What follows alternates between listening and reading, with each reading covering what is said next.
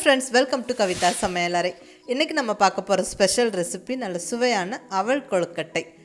நல்ல ஒரு perfect evening ஸ்நாக்காக இது பண்ணலாம், இல்லை மார்னிங் பிரேக்ஃபாஸ்ட்டுக்கும் பண்ணலாங்க.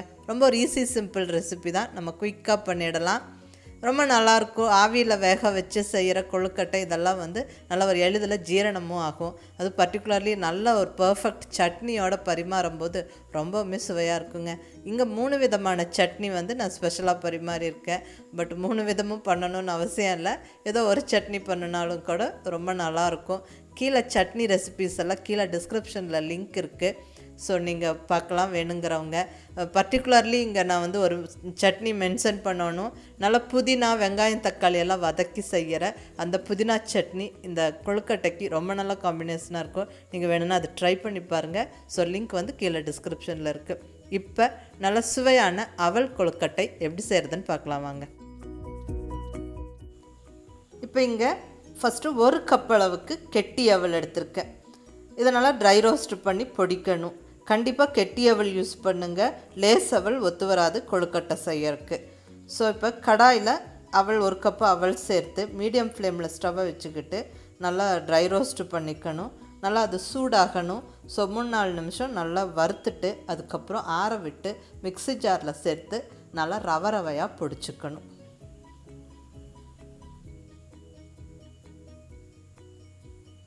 ஸோ பாருங்கள், இந்த மாதிரி ரவை மாதிரி இருக்கணும், ரொம்ப ஃபைனாக பொடிக்க வேண்டாம்.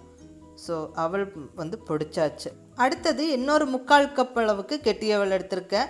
அதை 2-3 வாட்டி அலசிட்டு நல்லா ட்ரிங்கிங் வாட்டர் விட்டு அலசி அது தண்ணியை வெடித்து அப்படியே வச்சுருங்க. நம்ம தாளிக்கிற வரைக்கும் இருக்கட்டும், அது ஊறி சாஃப்டாகிடும். ஸோ இந்த மாதிரி பொடிச்ச அவல் அதுக்கப்புறம் ஊறின அவல் ரெண்டையும் சேர்த்து நம்ம செய்யும்போது ரொம்ப பர்ஃபெக்டாக கொழுக்கட்டை பிடிக்க வரும். சாப்பிட்றதுக்கும் ரொம்ப டேஸ்ட்டாக இருக்கும். நீங்கள் கண்டிப்பாக ட்ரை பண்ணி பாருங்கள் இந்த மெத்தடில். அடுத்தது அவல் தாளிக்கிறதுக்கு தேவையான பொருட்கள் எல்லாம் எடுத்து வச்சுருக்கிறேன். 1 பெரிய வெங்காயம் நல்லா பொடியாக கட் பண்ணி வச்சுருக்கேன். பொடியாக கட் பண்ண கொத்தமல்லி இலை, ஒரு 2 கொத்து ஃப்ரெஷ்ஷான கருவேப்பிலை, 2 பச்சை மிளகா பொடியாக நறுக்கி வச்சுருக்கிறேன்.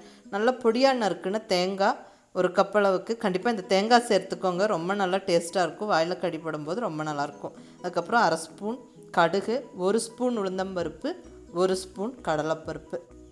இப்போ ஸ்டவ்வில் கடாய் வச்சாச்சு. கடாய் சூடானதுக்கப்புறம் 2 ஸ்பூன் ஆயில் சேர்த்துருக்கிறேன்.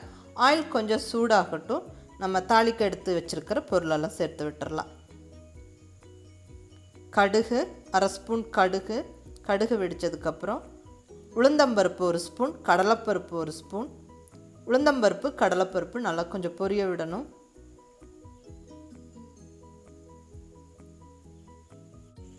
அடுத்தது கருவேப்பிலை சேர்த்து பொரிய விட்டுறலாம்.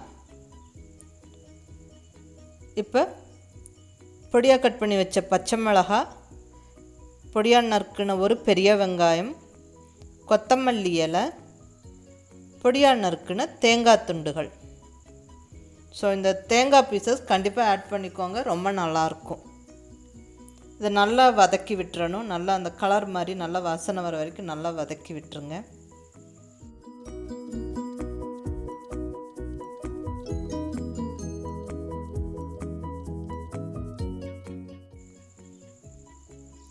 இப்போ வெங்காயம் தேங்காய் இதெல்லாம் நல்லா வதங்கிருச்சு.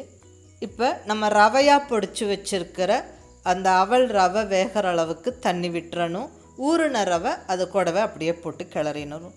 ஸோ இப்போ 1/2 கப் அளவுக்கு தண்ணி விட்டுருக்கிற 1 கப்பு அவல் ரவைக்கு 1/2 கப்பு தண்ணி, தேவையான அளவு உப்பு.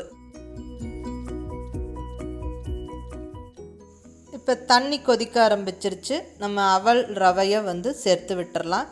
நல்லா கிளறிடணும். இப்போ ஊற வச்சிருக்கிற அவளும் இதோடவே சேர்த்து விட்டுறணும்.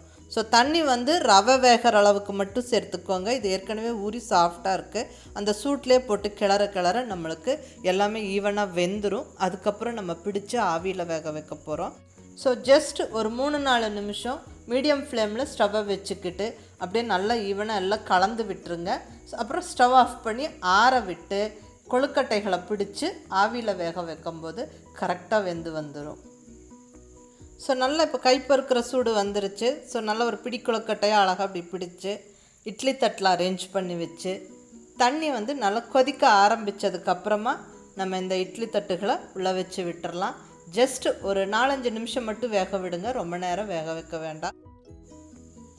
ஸோ இப்போ நல்லா வெந்துருச்சு, 4-5 நிமிஷம் ஆயாச்சு. நல்லா ஸ்டவ் ஆஃப் பண்ணி ஒரு 2 நிமிஷம் விட்டு திறந்து பாருங்கள். சூப்பராக ஜம்முன்னு நம்ம கொழுக்கட்டைகள் சூப்பராக ரெடி ஆகிடுச்சுங்க. ஸோ நல்ல சுட சுட கொழுக்கட்டைக்கு நல்லா சூப்பராக சட்னி வச்சு சாப்பிடும்போது ரொம்பவுமே டேஸ்ட் நல்லா இருக்குங்க. இங்கே ஸ்பெஷலாக 3 விதமான சட்னி நான் செஞ்சுருக்கேன். ஸோ இந்த சட்னி ரெசிபீஸ் எல்லாம் ஏற்கனவே நான் அப்லோட் பண்ணிட்டேன். கீழே டிஸ்கிரிப்ஷனில் லிங்க் இருக்குது, வேணுங்கிறவங்க பார்த்துக்கோங்க. இதுக்கு பெஸ்ட்டு காம்பினேஷன்னு பார்த்தா நல்லா வெங்காயம் தக்காளியோடு வதக்கின புதினா சட்னி ரொம்ப நல்லாயிருக்கும். அந்த ரெசிபியோட லிங்க்கும் கீழே டிஸ்கிரிப்ஷனில் இருக்குது. ஸோ நீங்கள் அதுவும் பாருங்கள். கண்டிப்பாக இந்த சிம்பிள் ஈஸி பர்ஃபெக்ட் கொழுக்கட்டை ரெசிபியும் கண்டிப்பாக ட்ரை பண்ணி பாருங்கள். நல்ல ஒரு பர்ஃபெக்ட் ஈவினிங் ஸ்நாக்காகவோ பிரேக்ஃபாஸ்ட்டாகவோ நம்ம கொடுக்கலாம். ரொம்ப நல்லாயிருக்கும். ட்ரை பண்ணி பார்த்துட்டு எப்படி இருந்துச்சுன்னு உங்கள் ஃபீட்பேக் சொல்லுங்கள். பிடிச்சிருந்தால் லைக் பண்ணி ஷேர் பண்ணி கமெண்ட் பண்ணுங்கள். கவிதா சமையலரை சப்ஸ்கிரைப் பண்ணி அதோட மற்ற ரெசிபிஸும் வீடியோஸும் பாருங்கள். தேங்க்யூ.